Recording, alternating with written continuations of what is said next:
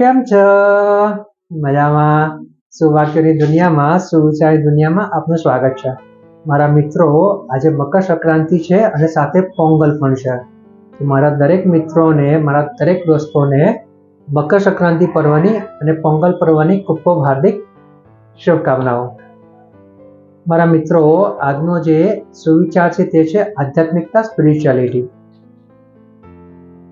સ્પિરિચ્યુઆલિટીનો આધ્યાત્મિકતાનો ગતિ સાથે ખૂબ સરસ મજાનો સંજોગ છે. British writer Shri George Bernard સાહેબે આધ્યાત્મિકતા વિશે, સ્પિરિચ્યુઆલિટી વિશે ખૂબ સરસ સુવિચાર લખ્યો છે જે ગતિ ઉપર આધારિત છે.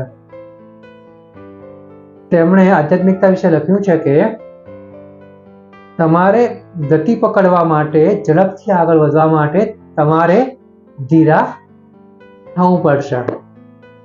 વાત ખૂબ જ સરસ છે, ખૂબ જ મહત્વપૂર્ણ છે.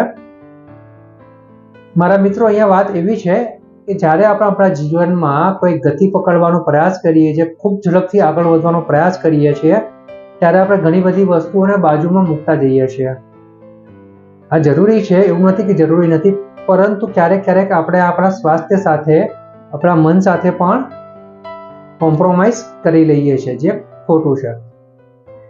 આગળ વધવું તે સારી બાબત છે, પણ સાથે સાથે આપણી પોતાનું જાતનું ધ્યાન રાખવું પણ એટલું જ જરૂરી છે. જ્યારે આપણને લાગે કે આપણે ખૂબ જ ઝડપથી, ખૂબ જ ગતિથી આગળ વધી રહ્યા છીએ, ત્યારે આપણે ધીમા પડવું ખૂબ જ જરૂરી છે.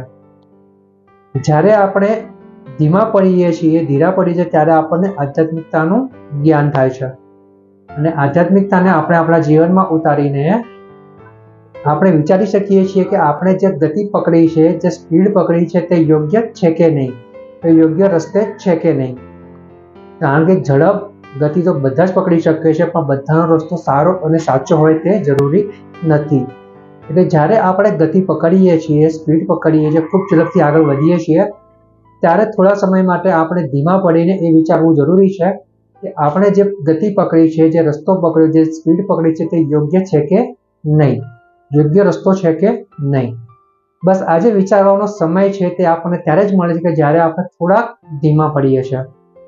જ્યારે ધીમા પડીએ છીએ ત્યારે આપણે આપણા મનને, આપણા સ્પિરિચ્યુઅલ જે આપણું મન છે, આપણું હૃદય છે, તેમાં આપણે જઈએ છીએ અને જરા વિચારીએ છીએ, ત્યારે આપણને ખબર પડે છે કે આપણે જે સ્પીડ પકડી છે તે ક્યારેક ખોટા રસ્તે પણ પકડી હોય છે.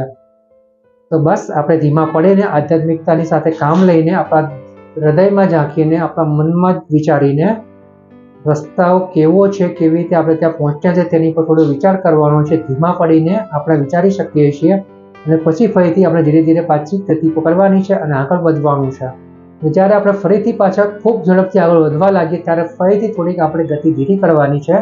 ફરીથી વિચારવાનું છે કે આપણે જે કરી રહ્યા છીએ તે યોગ્ય છે કે નહીં, યોગ્ય રસ્તે છે કે નહીં. બસ આજે આપણે ધીમા પડીએ છીએ ત્યારે આપણે આપણી આધ્યાત્મિકતાનો ઉપયોગ કરીએ છીએ, આપણે આધ્યાત્મિકતામાં જઈએ છીએ. તે આપણને પ્રકાશ પાડે છે કે આપણે સાચા છીએ કે ખોટા.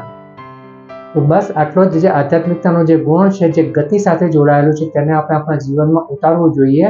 અને પછી આપણે આપણા જે લક્ષ્યો સારા અને સાચા બનાવ્યા છે ત્યાં સુધી પહોંચવા માટે આપણે ધીરે ધીરે સંતોષપૂર્વક આગળ વધવું જોઈએ અને લક્ષ્ય સુધી પહોંચવું જોઈએ. Thank you.